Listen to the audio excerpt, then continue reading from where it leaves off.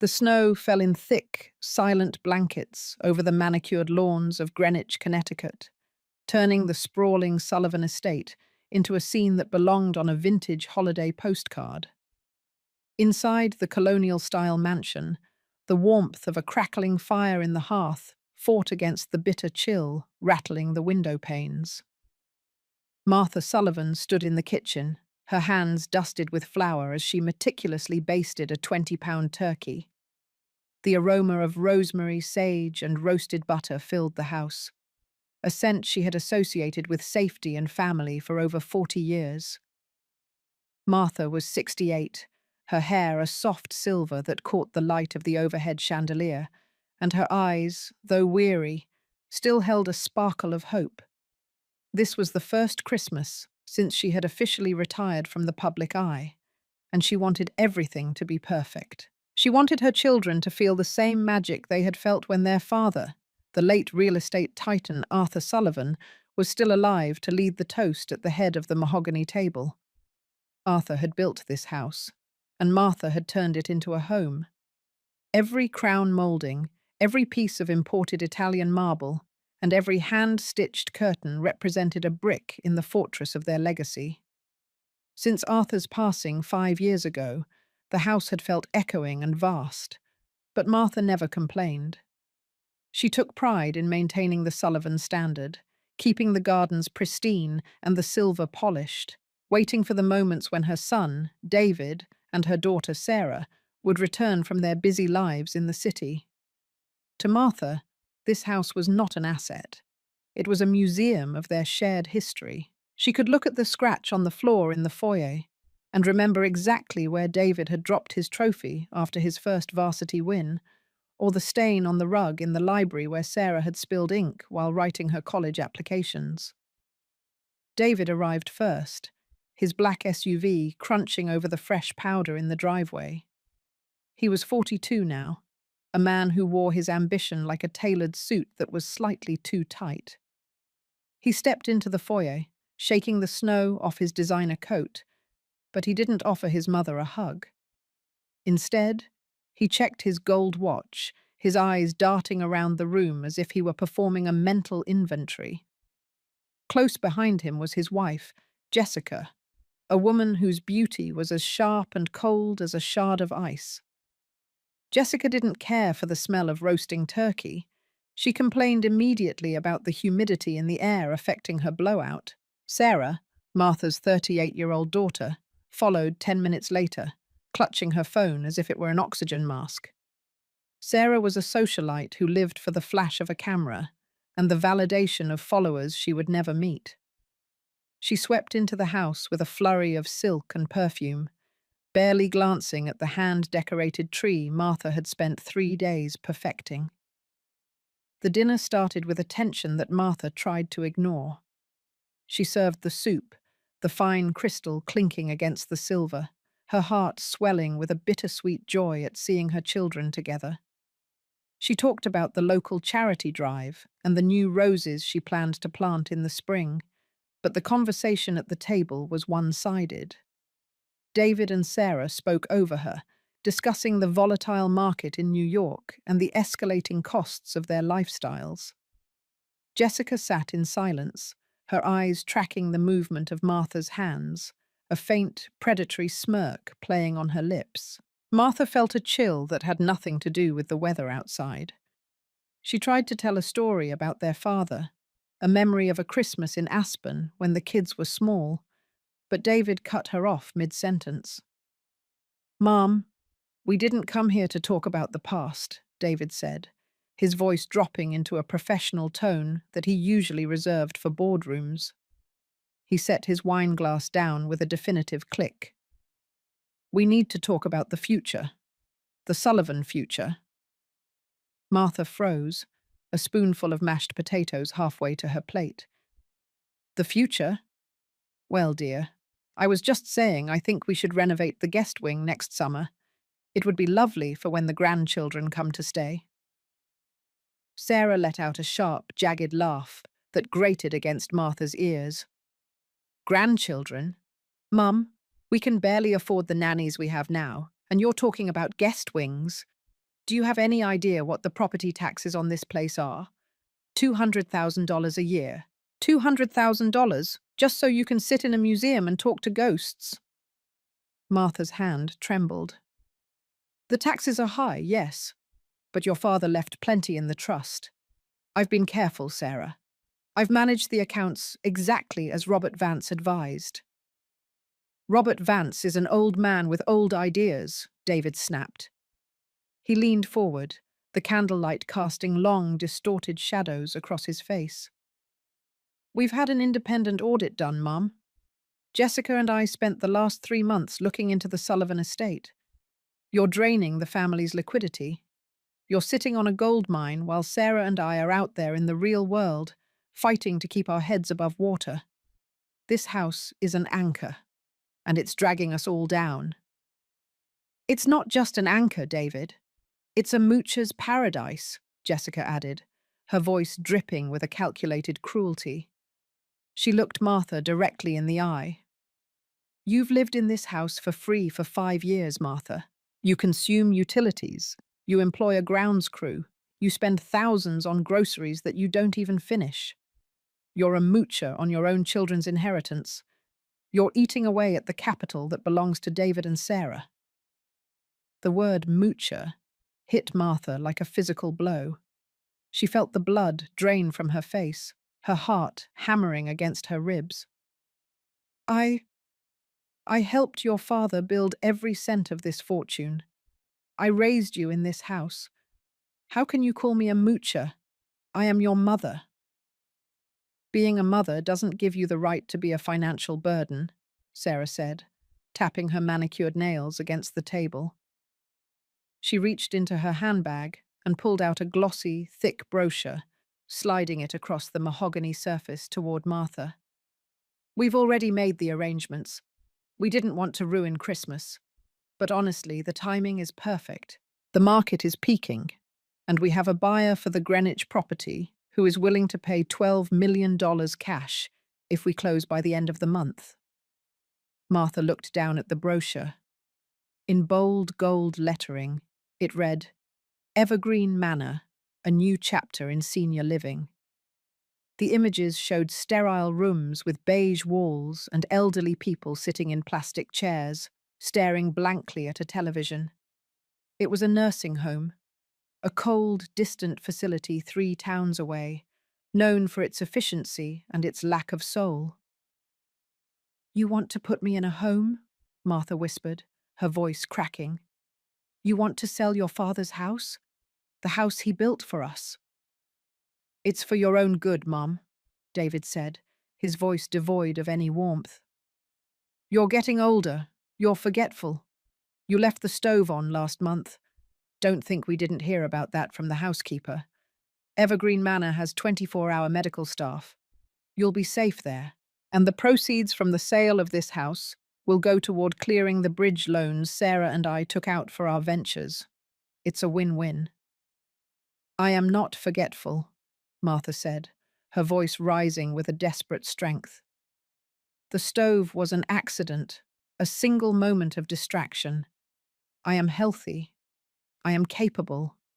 I will not leave my home. I will not let you sell this history for a bridge loan. You don't have a choice, Sarah said, her eyes flashing with a cold, terrifying triumph. She reached into the same handbag and pulled out a second set of documents, legal papers with a government seal. David and I met with a judge last week. We've been granted a temporary emergency conservatorship over your affairs. We told him about the incidents, Mum. The stove, the way you've been hoarding assets, the psychological instability you've shown since Dad died. The court agreed that you are no longer fit to manage the Sullivan estate. Martha looked at the papers, her vision blurring as tears finally began to spill. The incidents were fabrications, twisted versions of reality. The stove was a minor slip, but they had framed it as a sign of dementia. Her refusal to give David more money for his failing tech startup had been framed as financial hoarding. Every act of autonomy she had shown had been weaponized against her. How could you? Martha sobbed, her head falling into her hands. I gave you everything. I spent 40 years of my life making sure you never wanted for anything. I stood by you when David failed his first bar exam, and I paid for Sarah's 3 weddings. I am not a moocher. I am the woman who gave you the very life you are using to destroy me. Don't get emotional, Martha. It's unsightly, Jessica said, standing up and smoothed her silk dress. The car will be here in 1 hour. We've already had a professional crew come in while you were at church this morning to pack your essentials. Your trunk is in the hallway. Everything else in this house will be catalogued and auctioned by the end of the week. You have 21 days to settle into Evergreen before the new owners take possession. 21 days? Martha looked up, her face a mask of agony. You're giving me 21 gay to say goodbye to my life? On Christmas Eve? Consider it a fresh start, David said, standing up to join his wife. He didn't look at the turkey he hadn't touched. He didn't look at the ornaments Martha had carefully hung. Sarah and I have lives to live, Mum. We can't be held back by your sentimental attachment to a pile of bricks. The world moves on. You should too. For the next 60 minutes, Martha moved through the house like a ghost in her own haunting. She saw the empty spaces on the walls where her favourite paintings had already been taken down and wrapped in bubble wrap. She saw the heavy wooden trunk in the foyer, filled with a few changes of clothes, a couple of family photos, and her medication. The house felt cold now, the fire in the hearth dying down to embers that no one bothered to stoke. David and Sarah stood in the living room, drinking expensive scotch and laughing about a trip to the Hamptons they were planning with the sale money. They didn't even offer to help her with her coat. The sound of a car horn honking outside signaled the arrival of the taxi. It wasn't a limousine or a town car. It was a yellow cab, a stark and humiliating contrast to the luxury of the Greenwich driveway. Martha picked up her purse, her fingers brushing against a small, velvet-lined box she had kept in her pocket. A gift she had intended for David, a pair of his father's gold cufflinks. She left the box on the foyer table, a silent testament to a love that was no longer recognized. "Goodbye, Martha," Jessica said, her voice ringing out through the empty hallway. "Don't worry about the house. We'll make sure it goes to someone who actually appreciates its market value." David and Sarah didn't even say goodbye. They were already looking at blueprints on David's iPad, debating whether to tear down the rose garden to put in a lap pool for the resale value. Martha stepped out into the biting wind, her thin coat offering little protection against the Connecticut winter. She climbed into the back of the taxi, the vinyl seat cold against her legs. As the driver pulled away, she pressed her face against the window, watching the Sullivan mansion shrink into the distance. The lights she had carefully hung flickered one last time before a shadow passed over the window, David closing the heavy velvet drapes on her life. Martha sat in the back of the cab, the hum of the engine a low, mournful drone. She looked at the driver, a middle-aged man who didn't know he was carrying the broken remains of a Greenwich dynasty. She thought about the chicken she had spent all day roasting, now sitting cold on the table, a feast for children who had no appetite for their mother's heart. She thought about Arthur, and for the first time since his death, she was glad he wasn't here to see this. He would have been devastated. But Martha felt something else beginning to stir beneath the layers of her grief. It wasn't the warmth of the turkey or the glow of the fire. It was a cold, hard ember of realization. She had spent 40 years being the heart of the Sullivan family, but David and Sarah only cared about the pulse of the Sullivan bank account. They saw her as a moocher, an old woman who was eating their future. They wanted her in a home, tucked away where she wouldn't cost them a cent of their precious liquidity. They thought they had won because they had the papers and the gold watches and the youth. They thought 21 days was enough time to erase a woman like Martha Sullivan. But as the taxi turned onto the main road, heading toward the drab, beige gates of Evergreen Manor, Martha's hand went to the hidden pocket in her handbag. She felt the cool, rectangular edge of a small black ledger she had taken from the safe before they could catalogue it. It wasn't a ledger of household expenses. It was the private record of the Sullivan Real Estate Trust, the one part of the estate that David and Sarah, in their arrogant haste, had never truly understood. They thought they knew the extent of their father's wealth. They thought they were entitled to every penny. But Arthur Sullivan was a man of secrets, and he had left the most important one with the person he trusted most. Martha looked out at the dark trees whizzing by, her tears drying into salt-streaked lines on her cheeks. Her psychological pain was vast, a canyon of betrayal that felt as though it might swallow her whole. But as she gripped the ledger, a new thought began to form. They had given her 21 days to find another place. They had given her 21 days to accept her fate as a forgotten relic in a nursing home. They didn't realize that in 21 days, a woman who has lost everything has nothing left to fear, and a woman with nothing left to fear is the most dangerous person in Greenwich. The gates of Evergreen Manor creaked open, revealing a building that looked more like a hospital than a home. The fluorescent lights inside flickered, casting a sickly green glow over the reception area. Martha stepped out of the cab, her feet crunching on the frozen gravel. She didn't look back at the life she had left behind. She looked forward at the beige walls of her prison, and she whispered a promise to the silent Connecticut night. "You called me a moocher," she said, her voice barely a breath. "You said I was eating your future. Well, my darlings, you're about to find out just how expensive a mother's love can really be." Martha walked through the automatic doors, the cold air following her in. She checked into the facility under the watchful, pitying eyes of the night nurse. She was led to a small, cramped room with a single window that overlooked a parking lot.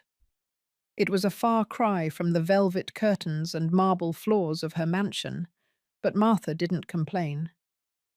Bar sat on the edge of the narrow bed, the sound of a distant, hacking cough echoing from the hallway. Bar opened the black ledger, the pages filled with Arthur's precise, cramped handwriting. Bar began to read, her mind shifting from the role of the grieving mother to the role of the Sullivan matriarch. The betrayal was cruel. The pain was deep. But Martha Sullivan was not finished. She was merely beginning her 21-day countdown, and by the time the snow melted and the new year arrived, David and Sarah would learn that the most devastating injustices are the ones that come home to roost. Martha looked at the clock on the wall. It was nearly midnight. Christmas had officially arrived. She closed the ledger, laid her head on the thin, scratchy pillow, and closed her eyes. She didn't dream of sugar plums or holiday magic.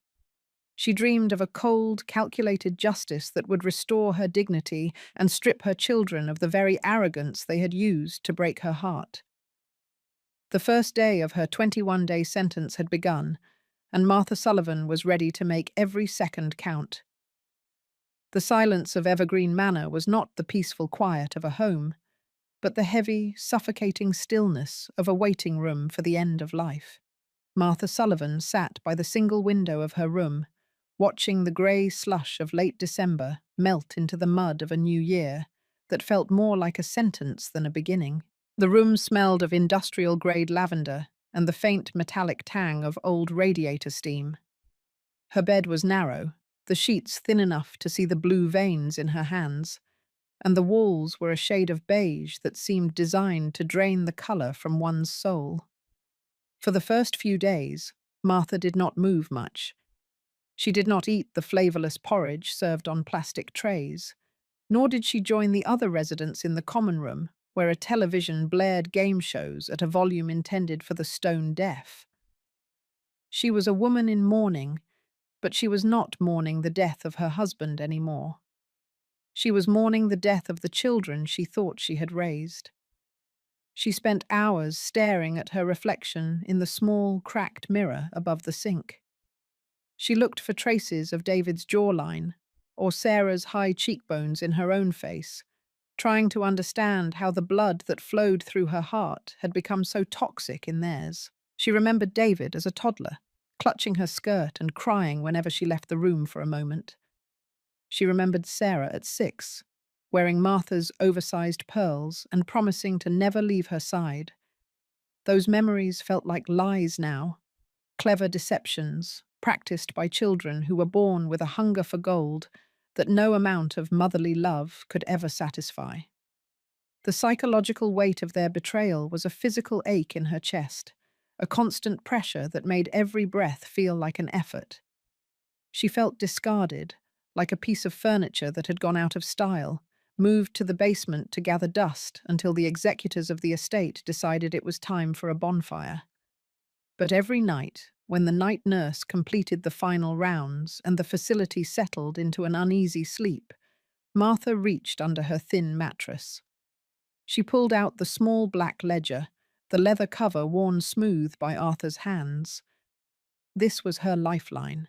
As she turned the pages, lit only by the pale glow of a street lamp from the parking lot, the fog of her grief began to lift, replaced by a cold, sharp clarity. Arthur had been a man of meticulous detail, a man who saw the world in grids of numbers and legal clauses. He had known that David was weak and that Sarah was vain. He had seen the way they looked at the Sullivan wealth as an entitlement rather than a responsibility. The ledger was his confession, a roadmap he had left for Martha in case the worst should happen. As she studied the entries, Martha realized the scale of the deceit. David and Sarah had been skimming from the secondary accounts for years. They had used shell companies and fake consulting fees to siphon off hundreds of thousands of dollars while Arthur was still alive, betting on the fact that their father was too preoccupied with his declining health to notice the leaks. But Arthur had noticed. He had documented every unauthorized wire transfer, every suspicious expense report, and every forged signature. He hadn't confronted them, perhaps out of a lingering hope that they would change, or perhaps because he wanted to spare Martha the pain of knowing their children were thieves. Instead, he had restructured the Sullivan Real Estate Trust in a way that David and Sarah had never suspected. The Greenwich Mansion, the crown jewel of the estate, was not actually part of the liquid assets David thought he controlled. According to the trust's secret bylaws, the property was tied to a survival clause. If the house was ever sold against the wishes of the primary occupant, the proceeds would not go to the children. They would be diverted into a charitable foundation managed by a third party. David and Sarah had spent the last 3 months celebrating a $12 million windfall that legally belonged to a non-profit for orphaned children. They were selling a house they didn't truly own, and they were doing it based on a power of attorney that Arthur had secretly revoked in a codicil 3 days before his death. Martha felt a surge of adrenaline that made her fingers tingle. She was not a victim. She was a guardian. The children had treated her like a moocher, a burden to be managed and disposed of, while they were the ones who had been bleeding the family dry for a decade. She thought about David's arrogant smirk and Sarah's jagged laughter on Christmas Eve. They thought they had her trapped in this beige room, waiting for her mind to fail so they could finalize the sale and move on to their next hedonistic venture. They didn't realize that Martha was the only person standing between them and a complete financial collapse. Without her cooperation, and without the documents she now held, the sale of the Greenwich Mansion would trigger a fraud investigation that would put them both in federal prison. On the 5th day of her stay at Evergreen Manor, Martha made her first move. She walked to the payphone in the hallway, avoiding the gaze of the nurses who saw her only as another quiet resident. She dialed a number she had known by heart for 30 years. It was the private line of Robert Vance. Robert had been Arthur's closest friend and his most trusted legal advisor. When Martha had called him 6 months ago about David's requests for more money, Robert had told her to be cautious. He had told her that Arthur had left a fail-safe for her, but he hadn't specified what it was. Now Martha understood. "Robert, it's Martha," she said, her voice low and steady. There was a long silence on the other end, followed by a heavy sigh of relief. "Martha, thank God. I've been trying to reach you. I went to the house, but the security guards David hired wouldn't let me pass the gate. They told me you were away on an extended holiday. I knew David was lying, but I didn't know where he'd taken you." "I am at Evergreen Manor, Robert. They put me in a home on Christmas Eve," she said, her eyes fixed on a water stain on the ceiling. "Those ungrateful bastards," Robert growled, his voice thick with a fury that mirrored her own. "Arthur would burn that house to the ground if he could see what they've done." "Martha, I've been looking into the filings. They've moved for a conservatorship. They're claiming you're incompetent. They're trying to sell the estate to a group called Blue Horizon Investments." "I know," Martha said. "And I have the ledger, Robert. I have the secret trust documents Arthur left in the safe. David and Sarah don't have the legal authority to close that sale. They're committing fraud on a massive scale." "You have the black ledger?" Robert's voice dropped to a whisper. "Martha, if you have that book, we have everything. It contains the keys to the offshore accounts and the proof of their embezzlement. Arthur told me that ledger was your insurance policy. He said you would know when to use it." "I know now," Martha said. "But I don't want to just stop the sale, Robert. I want them to feel the full weight of what they've done. I want them to lose the house, the money, and the arrogance that allowed them to treat their mother like trash. I want to buy the house myself." "You want to buy it?" Robert sounded stunned. "Martha, that would require millions in liquid cash that David and Sarah believe you don't have." "They believe I have nothing because they've been looking at the wrong accounts," Martha said, a cold smile forming on her lips. "They've been looking at the primary Sullivan accounts, the ones they've been skimming from. They don't know about the secondary trust in the Cayman Islands. They don't know about the $12 million Arthur set aside specifically for my protection. I want to use that money to be the Nak-Dan buyer. I want to be Blue Horizon Investments." Robert let out a sharp, appreciative laugh. "Martha Sullivan, you are your husband's wife. You want to buy your own house from under them using the money they don't even know exists. It's brilliant. It's poetic justice. But we have to be careful.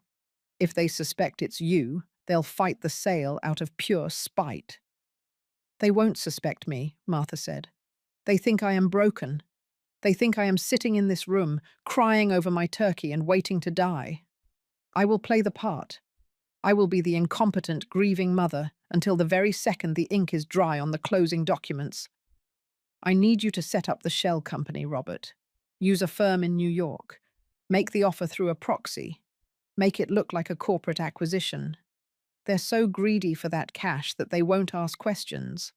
They'll be too busy planning their victory parties to look at the fine print." "I can do it," Robert said. "I'll have the paperwork drawn up by the end of the week. But Martha, you have to stay strong. They will likely come to visit you to get your signature on a few more documents to clear the title. You have to make them believe you've given up." "I've spent 40 years making them believe I would do anything for them," Martha said. "Making them believe I was just a mother who didn't understand the world. One more week of acting is a small price to pay for the look on their faces when they realize they've sold their inheritance to the person they tried to destroy." The following days were an exercise in silent, focused endurance. Martha attended the mandatory group therapy sessions at the nursing home, sitting among men and women whose minds were drifting away like autumn leaves. She played the part of the confused widow, her eyes unfocused, her speech hesitant. When the nurses spoke to her, she nodded vaguely, letting them believe that the trauma of the move had accelerated her decline. Inside, however, her mind was a steel trap, calculating the days and the dollars. She watched the clock, counting down the 21 days her children had given her. Each tick of the second hand was a step closer to her return. David and Sarah visited on the 10th day. They arrived together, looking out of place in their designer clothes against the backdrop of the sterile beige hallway. They brought a bouquet of cheap grocery store carnations and a box of chocolates that Martha knew David had likely taken from a gift basket in his office. They sat in her small room, Jessica standing by the door with a look of visible disgust, refusing to touch anything in the room. "How are you settling in, Mum?" Sarah asked, her voice high and fake, as if she were talking to a child or a pet. "The nurses say you've been very quiet. That's good. It means you're adjusting to the routine." Martha looked at her daughter, noticing the new diamond tennis bracelet on her wrist. She knew Sarah had bought it with the money she'd taken from Martha's emergency fund. It's very quiet here," Martha said, her voice trembling slightly. "But I miss my roses, Sarah. I miss the kitchen." "The roses were a lot of work, Mum. You shouldn't be worrying about gardening at your age," David said, reaching into his briefcase. He pulled out a single sheet of paper and a gold pen. "Look, we just need you to sign this one last thing. It's a formal waiver for the title insurance. The buyer's legal team found a small discrepancy in the trust filings, and this will clear it up. It's just a formality. It won't change your status here at Evergreen." Martha looked at the paper. It was the final piece of the puzzle. Without her signature on this waiver, the sale to Blue Horizon Investments, her own shell company, could be challenged by any other heirs or creditors. David and Sarah were literally handing her the weapon she would use to finish them. Is it important?" Martha asked, her hand shaking as she reached for the pen. "Very important, Mum. It helps secure your future here," David said, his eyes gleaming with a naked, predatory greed. He watched her hand like a hawk. "Just sign at the bottom, right there." Martha took the pen. She felt the eyes of her son, her daughter, and her daughter-in-law on her. They were holding their breath, their hearts probably racing with the anticipation of the $12 million that was now just a signature away. Martha signed her name, her handwriting intentionally shaky and frail. When she finished, Sarah literally snatched the paper from the table, her face lighting up with a triumphant, ugly joy. "Perfect," Sarah whispered. "Now we can finally move forward." "When can I come home for a visit?" Martha asked, her voice small and pathetic. "Maybe for the new year?" David checked his watch, already mentally halfway to the door. "New Year is going to be very busy for us, Mum. We have a lot of meetings with the new owners and the auction house. Maybe in the spring, okay? We'll call you." They left 5 minutes later. They didn't look back. They didn't see Martha stand up as soon as the door closed, the shaking in her hands disappearing instantly. She walked to the window and watched them get into David's SUV. They were laughing. David slapped Sarah on the back, and Jessica blew a kiss toward the mansion she thought she had successfully stolen. They drove away, convinced they had tricked an old woman into signing away her life. They didn't realize she had just signed their financial death warrants. The second week at Evergreen Manor was the hardest. The psychological toll of living among the dying began to wear on Martha. She saw the way the staff treated the residents, not as people with histories and passions, but as tasks to be completed. She saw the loneliness in the eyes of the man across the hall, whose children hadn't visited him in 3 years. She saw the woman who cried for her mother every night, her memories tangled in a web of shadows. Martha felt a deep, burning anger at a society that allowed the elderly to be tucked away like discarded books. She thought about Arthur, who had always insisted that a person's dignity was their most valuable asset. Her children had tried to strip her of hers, but in doing so, they had given her a new purpose. She was not just fighting for herself anymore. She was fighting for every person who had been told they were a burden. She spent her evenings in the common room, ostensibly watching the news, but actually listening to the conversations of the staff. She learned that David and Sarah had been seen at the mansion multiple times with appraisers and auctioneers. They were selling everything: the antiques, the art collection, even Arthur's personal library. They were treating the house like a carcass, picking it clean before the final sale. This news hurt her more than the nursing home ever could. Those items were not just things. They were the physical manifestations of Arthur's love and hard work. But Martha stayed silent.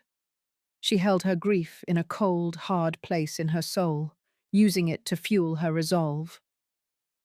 Robert Vance called her every night on the payphone. "The offer has been accepted, Martha." David and Sarah were so eager for the cash that they didn't even try to negotiate. They accepted the first bid. "The closing is set for the 21st day of your stay, January 14th.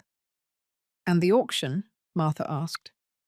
"I've had my people look into that as well," Robert said. "The auction is scheduled for the 15th, but here's the catch, Martha. As the new owner of the property through Blue Horizon, you have the right to cancel the auction and reclaim all items on the premises as part of the acquisition. The contract David signed includes all fixtures, furniture, and personal property currently in the mansion. He was so desperate to close the deal that he didn't exclude the contents." Martha felt a small, genuine laugh escape her throat. "He sold his father's library and my wedding china to me. He truly is a fool, Robert." "A fool blinded by greed," Robert agreed. "He thinks he's getting $12 million.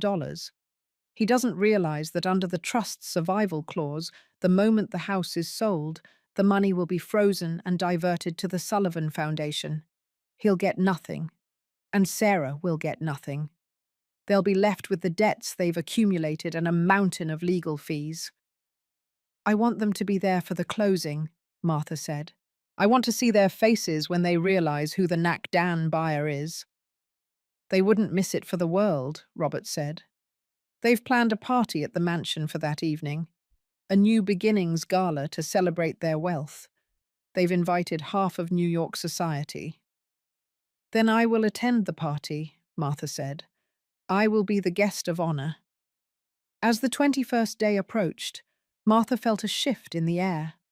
The snow in Greenwich began to melt, revealing the dormant, frozen earth beneath. She felt like that earth, quiet, cold, but ready to burst forth with a power that would change the landscape forever. She had spent 21 days in exile. She had lived in a room that smelled of bleach and despair. She had been called a moocher and a burden by the people she had brought into this world. The psychological trauma had left scars, but those scars were like armor now. She was no longer the woman who stood in the kitchen dusting turkey with flour. She was a Sullivan, and a Sullivan always protects the legacy.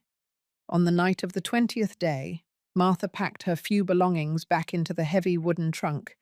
She didn't have much, just the photos, the black ledger, and her dignity. She sat on the edge of the bed, the sound of the nursing home echoing around her. She thought about the 21 days. In the grand scheme of a 68-year life, 3 weeks was a heartbeat. But in those 3 weeks, her world had been destroyed and rebuilt.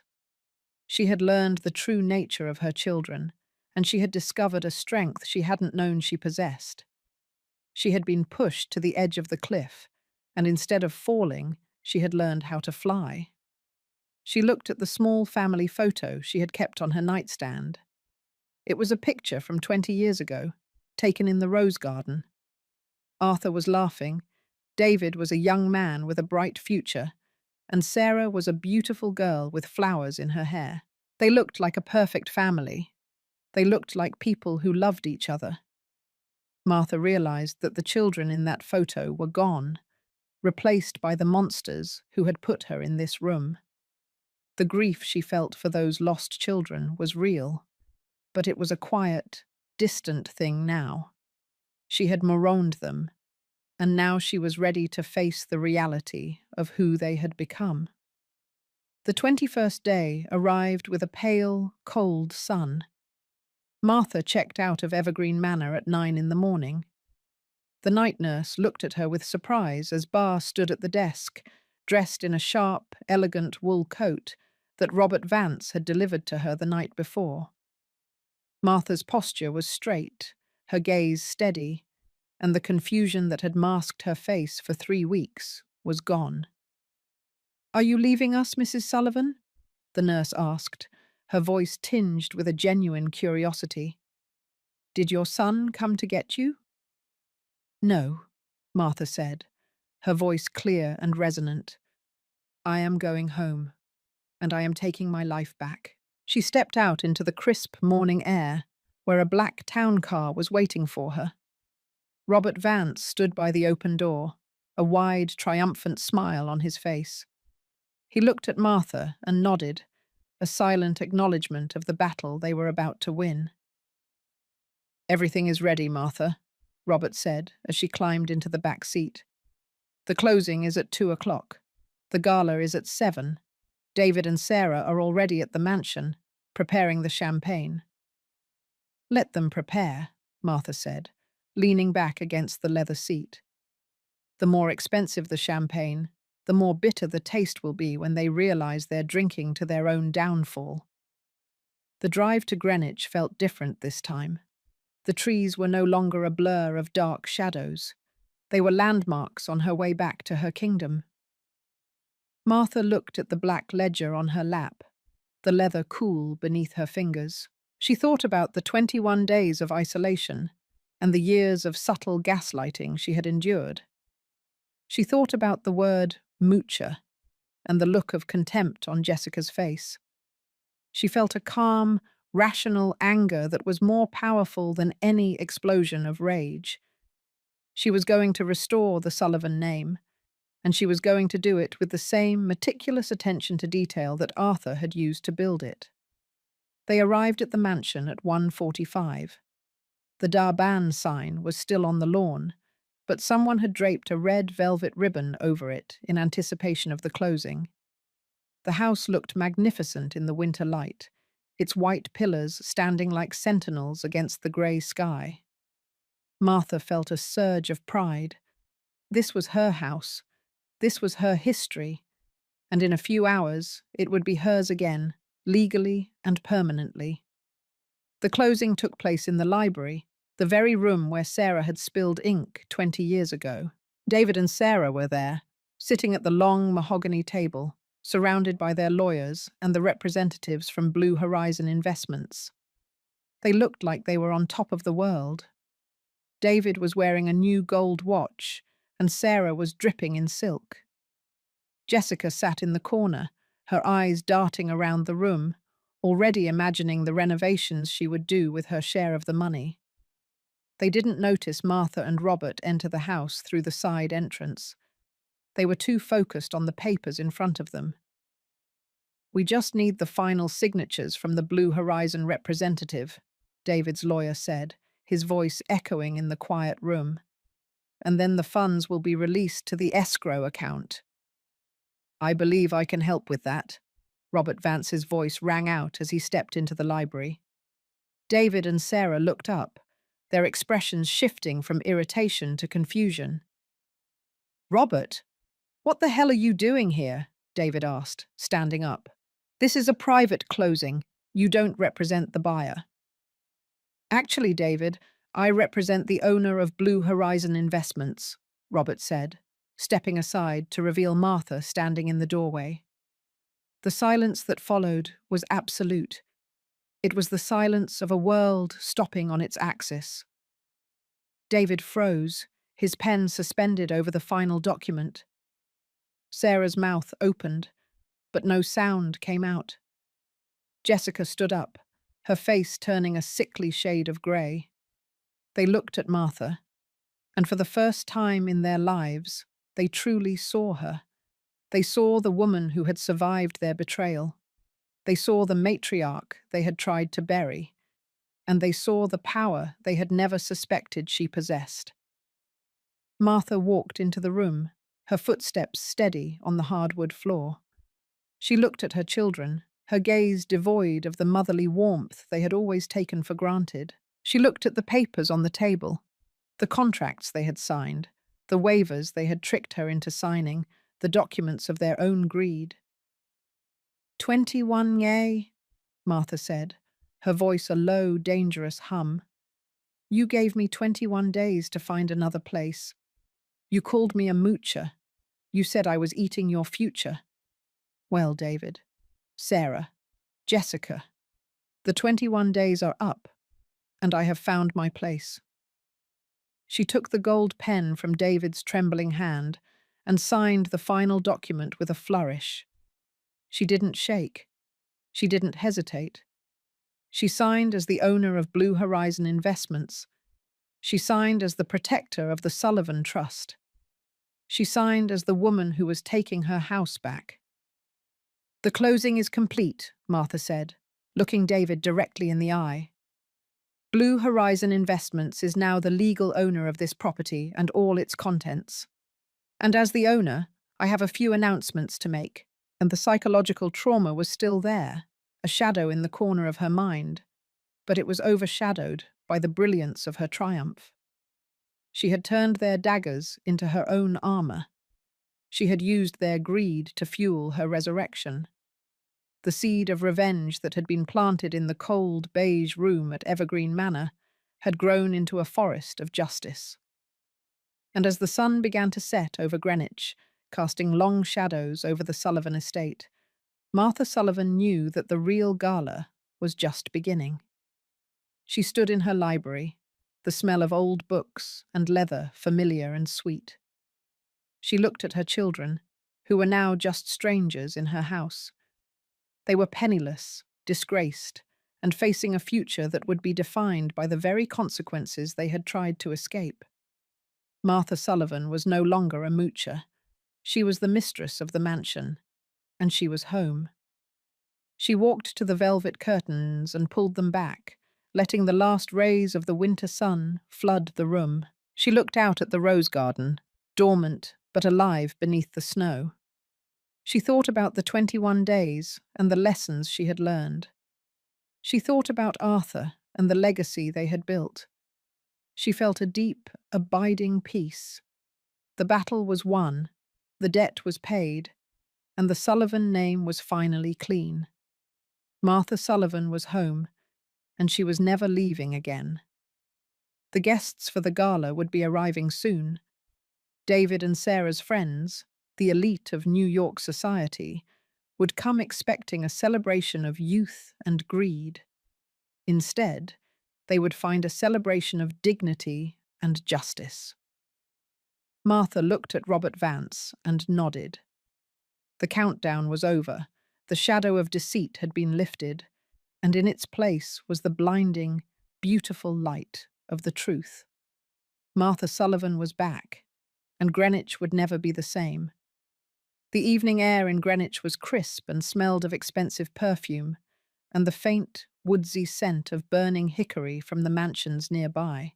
Outside the Sullivan estate, a line of polished black town cars stretched down the long, winding driveway, their headlights cutting through the indigo twilight.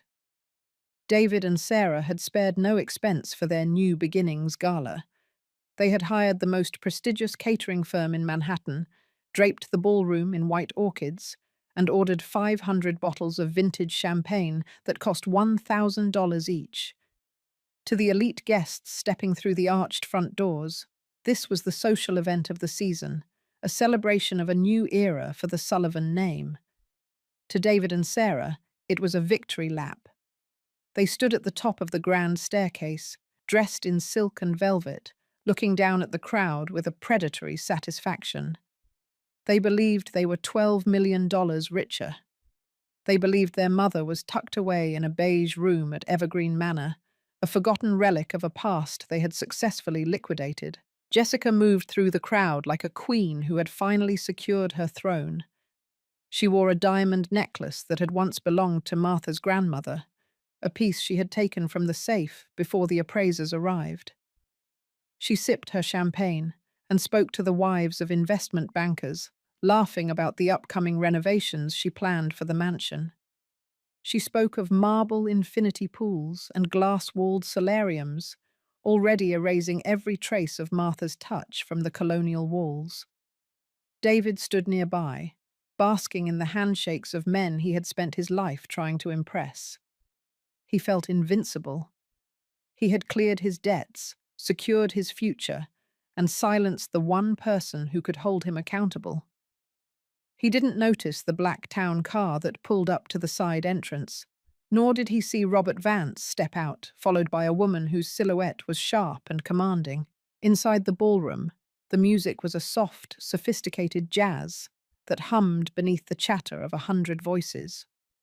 David climbed the small podium in front of the fireplace to make his speech. He tapped a crystal glass with a silver spoon, and the room fell into a respectful silence. He cleared his throat, adjusting his gold watch, his face glowing with a pride that was rooted in theft. He thanked everyone for coming to witness the transition of the Sullivan legacy.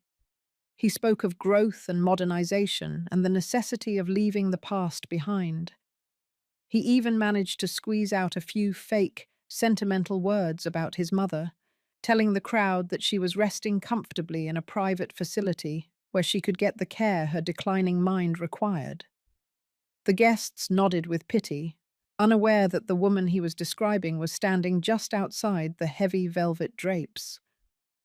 "It is time to toast to the future," David announced, raising his glass high. "To the Sullivan name and the prosperity that lies ahead." "I couldn't agree more, David," a voice rang out from the back of the room, cold and resonant as a bell. The crowd parted as if sliced by a blade. Martha Sullivan stepped into the ballroom. She was not the broken, confused woman they had seen on Christmas Eve. She was dressed in a floor-length gown of midnight blue silk, her silver hair styled in an elegant, modern sweep. Around her neck was the Sullivan emerald, a piece so valuable that David hadn't even known it existed in the secret compartment of the safe. Her eyes were sharp and clear, filled with a fire that made the guests catch their breath. Beside her stood Robert Vance, holding a leather briefcase that felt like a weapon. The silence that followed was so heavy it seemed to press against the walls. Jessica dropped her glass, the crystals shattering on the marble floor with a sound that felt like the first shot of a war. David's face turned a sickly shade of yellow. He stepped down from the podium, his legs trembling. "Mom, what are you doing here? You should be at Evergreen." "You're confused, Mom. The stress of the sale must have triggered an episode." "The only episode I'm experiencing, David, is a sudden and refreshing clarity," Martha said, her voice carrying to every corner of the room. She walked toward the center of the ballroom, her footsteps steady and deliberate. She didn't look like a victim. She looked like the judge and the jury. "I am here because I am the owner of this house. I am here because I am Blue Horizon Investments." Sarah stepped forward, her face a mask of fury and disbelief. "That's impossible. Blue Horizon is a corporate entity. We checked the filings. You're an old woman who can barely manage her own medication. You don't have $12 million, Mum. You have a nursing home bed and a pension." "Actually, Sarah, your mother has exactly what your father intended for her to have," Robert Vance said, stepping forward and opening his briefcase. He pulled out a thick stack of legal documents and laid them on the table in front of the fireplace. Arthur Sullivan was a man who planned for every contingency. He knew David's tech company was a black hole for money, and he knew Sarah's lifestyle was unsustainable. That's why he created the Sullivan Real Estate Trust with a survival clause, a clause that David and Sarah, in their haste to rob their mother, failed to read. Robert looked at the crowd, then back at the siblings, who were now staring at the papers as if they were venomous snakes. The clause states that if the Greenwich mansion is ever sold against the written consent of Martha Sullivan, or if she is removed from the property under false pretenses, the entirety of the sale proceeds is automatically diverted. David, the $12 million you thought you were getting tonight? It has already been transferred to the Sullivan Foundation for Orphaned Children. You haven't earned a cent. You've merely become the world's most expensive real estate agents for a charity. A gasp rippled through the ballroom. The socialites and bankers looked at David and Sarah with a new kind of interest, the kind people reserved for a spectacular car crash. Jessica lunged toward the table, her hands clawing at the documents. That can't be true. We had the power of attorney. We had the conservatorship. The power of attorney was revoked 3 days before Arthur died, Jessica, Martha said, her voice like ice. I have the codicil. And as for the conservatorship, it was granted based on the incidents you fabricated. Robert and I have spent the last 21 days gathering affidavits from the house staff and the independent doctors who examined me at Evergreen. We have the recordings of you discussing the stove incident as a way to trick the judge. The conservatorship was vacated by a court order 3 hours ago. You are not my guardians. You are just trespassers in my home. David grabbed the edge of the fireplace, his knuckles white. Mum, please. We were just trying to protect the family assets. We were worried about you. You weren't worried about me, David. You were worried about your liquidity, Martha said. She reached into her handbag and pulled out the small black ledger. You should have looked for this before you packed my trunk. Your father kept a very detailed record of the $300,000 you siphoned from the secondary accounts over the last 3 years. He recorded every shell company, every fake invoice, and every forged signature. I have the bank trails, David. I have the proof of embezzlement that would put you in a federal prison for 20 years. She turned her gaze to Sarah, whose diamond bracelet seemed to dull under Martha's stare. And I have the records of the $400,000 Sarah took from the trust to pay off her credit cards and her divorce lawyers. You didn't just try to sell my house. You've been robbing your father's legacy for years while calling me a burden. You called me a moocher, Jessica. But look around this room. Look at the flowers and the champagne and the silk. Everything here was bought with stolen money. You are the moochers. You are the ones who have been eating the future while I kept the lights on. The guests were now whispering loudly, their cameras out, capturing the humiliation of the Sullivan heirs. Sarah began to sob, a jagged, ugly sound that lacked any real remorse. Jessica looked at David, but found only a man who was hollow and defeated. David looked at Martha, and for the first time in his life, he saw the person who had actually held the family together. He saw the strength he had mistaken for weakness, and the intelligence he had mistaken for obsolescence. The closing of the sale to Blue Horizon is final, Martha announced, her voice rising in power.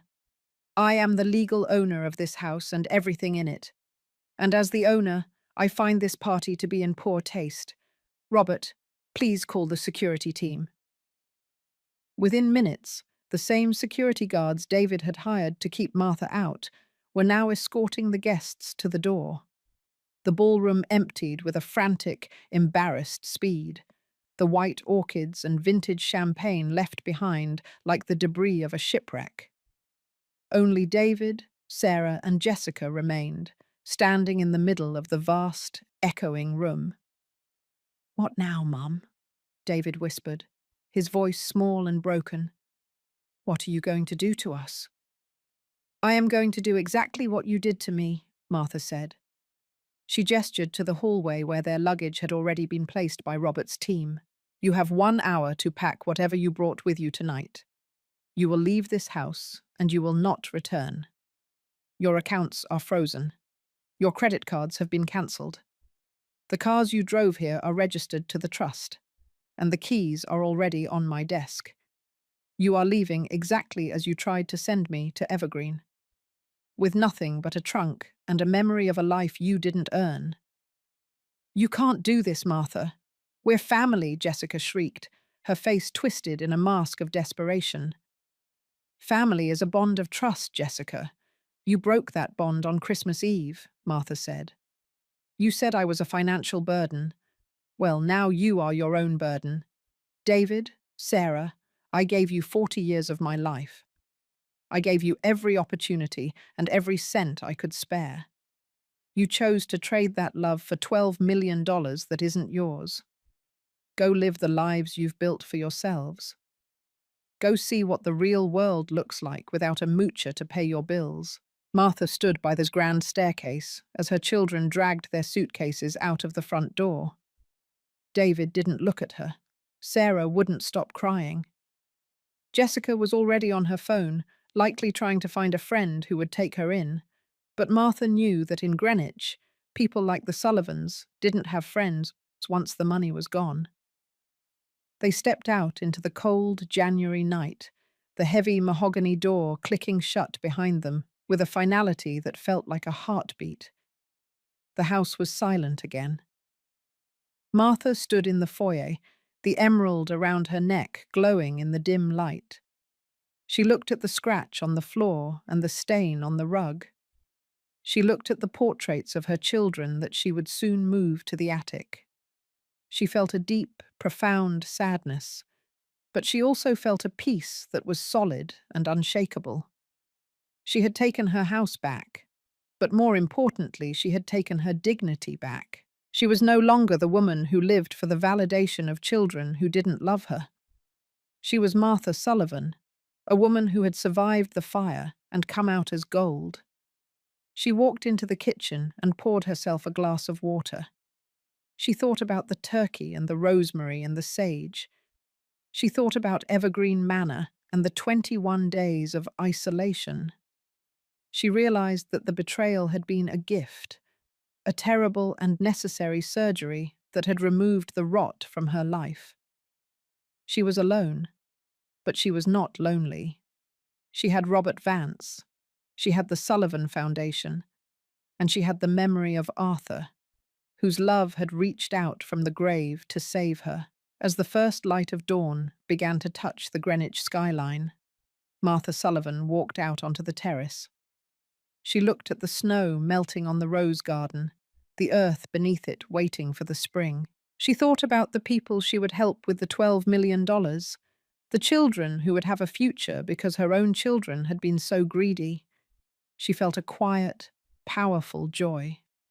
The Sullivan legacy was no longer about marble floors and gold watches.